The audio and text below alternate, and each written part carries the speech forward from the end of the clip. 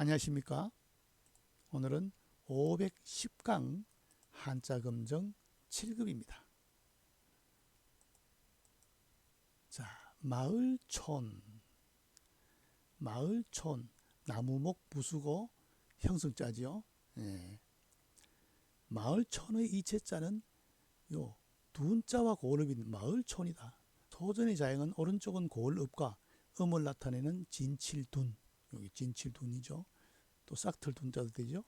예, 싹날철이 우로 올라가기 때문에 이루어진 형성자로 본 뜻은 마을이다. 이후 나무목과 음을 나타내는 마디촌으로 바뀐 자가 되었다. 요 모양에서 고을읍이 있고 앞에 진칠둔 들어가서 마을촌인데 이게 나무목과 마디촌으로 바뀌어서 형성자가 된 거죠. 그런데 우리가 마을에 가면은 뭡니까? 대표적으로 그 마을마다 나무가 서 있죠. 왜 나무가 서 있을까요? 나무가 그늘도 지게 하지만 또 바람도 막는 역할을 하죠. 그래서 동네 입구에 나무를 많이 심어 놓는 이유가 거기 있습니다. 그래서 또 우리가 나무가 많다 하면 이 마을이 있구나 하는 걸 또 알 수가 있죠. 마을촌. 촌으로 구성된 게 뭡니까? 농부들이 사는 마을, 농촌이죠. 농촌. 그 다음에 시골의 마을, 촌에 모여있는 부락을 촌락이라 하죠. 촌락. 촌락. 마을촌. 마디촌의 썸을 빌린 마을촌이다. 마디촌은 손의 마디 모양으로서 가장 짧은 치수의 짧은 치수를 일촌이라 했죠. 다음 가을추. 벼화부수 상형자입니다. 벼화부수인데도 왜 상형자가 될까? 갑골문과 건문의 자형은 귀뚜라미 모양이다. 가을추자는 원래 귀뚜라미입니다. 이 벌레는 가을에 울기 때문에 가을의 개념으로 차용되었다. 가을추자는 귀뚜라미 모양에서 나온 글자다. 뒤에 글자의 아래 불꽃의 상형 불화가 들어가 농작물이 익어가는 동안 가장 큰 피해를 주는 메뚜기를 태우는 형상. 메뚜기를 불러 태우는 그게 가을이다. 그런데 우리는 이 글자를 보고 벼가 누렇게 익어가지고 불타는 것이 누렇게 익었다 가을이다 이렇게 생각을 하고 있죠.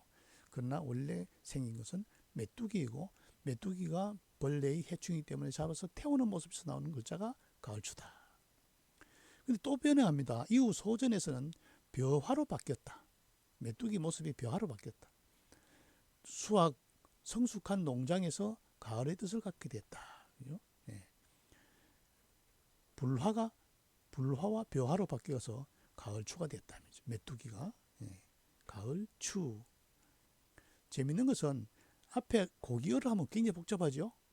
뭘까요? 고기추겠죠. 형성자니까. 추자 들어간 고기가 뭐 있어요? 추어탕이죠. 추어탕. 미꾸라지 추자입니다.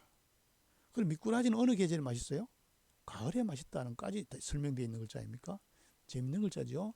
이 한 글자를 알면은 자꾸 서비스가 들어오는데 더욱더 재미를 느끼게 되는 글자들이 많죠. 가을추. 가을추에 들어가는 단어가 뭐가 있을까요? 추석이죠. 추석. 추석인데 가을추에다 저녁석을 했을까요? 가을엔 달이 보름달이죠. 추석 때는. 그 다음에 추수한다 할 때 가을에 곡식을 거두는 게 추수죠. 거둘 숫자 해가지고 가을추. 마을촌. 가을추. 마을촌은 나무목에서 마디촌의 썸을 빌린 나무목과 마디촌의 썸을 빌린 형성자. 가을추는 귀뚜라미 모양을 본뜬 상형자에서 나왔다. 다음 볼까요? 범춘. 범춘자도 소정의 글자 다르죠. 또 갑골문의 자형은 초목이다. 초목. 초목은 봄에 성장한다. 진칠둔 혹은 어려울 준 자는 봄춘의 최초의 자형으로 초목이 흙을 뚫고 나와 흙 위로 돋아난 부분이다. 여기 싹날철에서 이렇게 싹을 트고 나오는 거죠. 그러니까 싹 트기가 참 어렵다는 거죠. 여기에 나릴과 봄풀을 더하여 대지에 봄이 왔음을 나타냈다. 위에 풀 초 나왔죠. 여기는 뭡니까? 진칠둔 어려울 준. 그 다음 밑에 나릴. 소전의 자형이 변해서 이후 나리를 제외한 기타 부분도 모두 알 수 없게 되었다. 본뜻은 봄이다. 그래서 사람들이 설명할 때 봄은 3월달이네요. 그죠? 3월달에 사람이 햇볕을 쬐고 나오는 때가 봄이다. 이렇게 설명하기도 하죠. 예, 그러나 원래의 뜻의 글자의 모습은 초목이 싹 성장하는 모습에서 나온 글자가 변형된 모습이다. 봄춘. 예. 봄춘으로 구성된 게 뭐가 있을까요? 입춘. 입춘. 봄의 문턱에 들어섰다. 예. 그 다음에 뭔가 사계절 춘하 추동 있죠. 그 다음에 사자성어로 일장춘몽 한마당의 봄꿈, 그죠? 덧없는 꿈 할 때 봄춘자를 쓰죠. 봄춘. 예. 그리고 봄은 모든 풀이 자라고 싹트기 때문에 희망을 나타내죠. 봄은. 예. 자, 그 다음에 날출. 예, 여기서도 리얼 받침이 없으니까 추로 발음되죠. 추. 예. 예. 위에 입벌리감 부수의 상형자입니다. 갑골문의 자형을 보면 윗부분은 발바닥의 상형인 거칠지, 거칠지가 발이죠. 아랫부분은 혈거시대의 거주인 동굴 모양의 입벌릴 감, 밑에가 이렇게 트여져 있는 거죠. 예, 걸어서 굴집 밖으로 나간다가 본뜻이다. 이 굴이 지금 옛날에 집은 뭡니까? 반지하식이죠. 밑에는 땅이고 위에는 덮개를 해놨는데 여기서 밖으로 나온다. 혹은 굴에서 밖으로 나온다. 해서 이게 날출자가 된 거죠. 예. 일설에는 풀이 무성이 나온다라는 설도 있다 하는 거죠. 날출. 반대가 뭐예요? 배웠죠? 덜입자죠. 덜입. 예.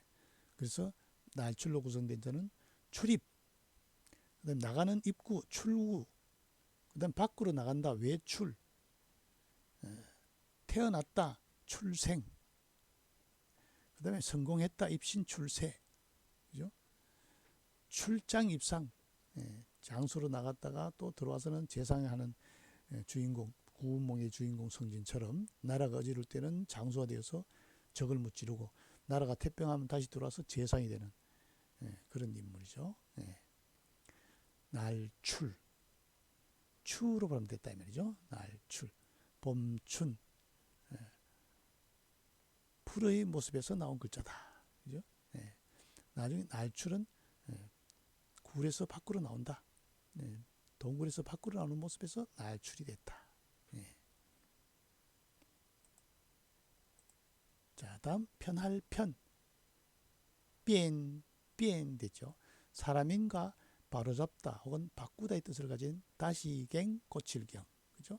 다시갱 고칠경으로 이루어진 회의자다. 본뜻은 편안하다이다. 설문에서는 편안할 아니다. 사람이 불편하면 고친다 해서 편안하다의 뜻이 됐다는 거죠. 설문에서는. 그런데 다시 보면은 다시 고치거나 그죠? 사람이 다시 고치거나 하면은 편하죠. 또 뭡니까? 했던 걸 반복해도 편하죠. 그래서 편할 편자가 이게 다시경 고칠경에서 이루어진 게 참 재밌는 글자죠. 그죠? 부사로 문득 할 때 변자로도 쓰입니다. 이 재밌는 것은 앞에다가 또 가죽혁을 하면은 채찍편이 됩니다. 말을 탈 때 채찍을 때리면은 말이 빨리 가겠죠. 사람이 편리하겠죠. 그래서 채찍편이 됩니다. 편할 편, 곧변 이렇게도 쓰이죠. 다음 평평할 평. 방패간 부수고 지사자. 방향을 나타내는 지사를 지죠. 소전의 자형은 나누다의 뜻을 가진 여덟팔. 위에 여덟팔이죠. 호흡의 막힘을 받거나 뛰어넘을 수 있는 어조사우. 요거 연결하면 우가 되죠. 지사자다.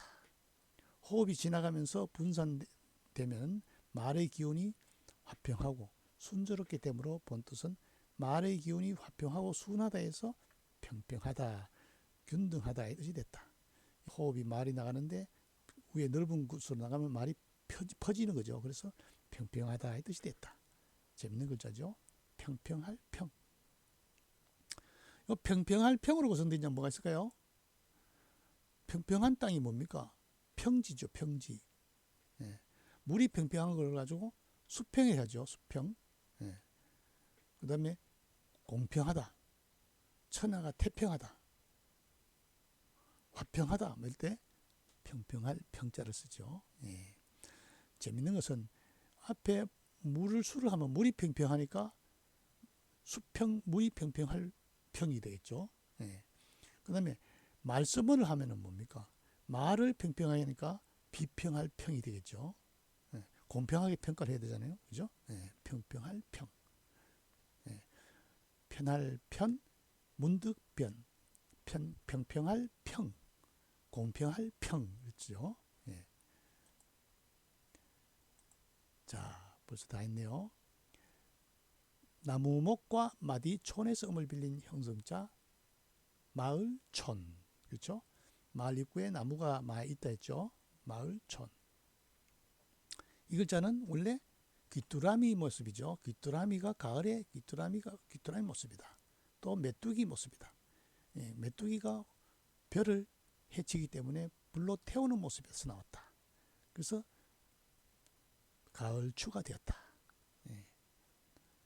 봄추는 원래 풀이 무성한 모습에서 나왔죠.